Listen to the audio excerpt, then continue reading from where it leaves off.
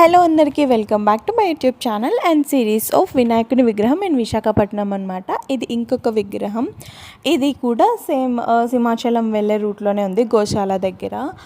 ఈ విగ్రహం అయితే సింహాసనం పైన కూర్చొని వెలిసినట్టు ప్రతిష్ఠించారనమాట.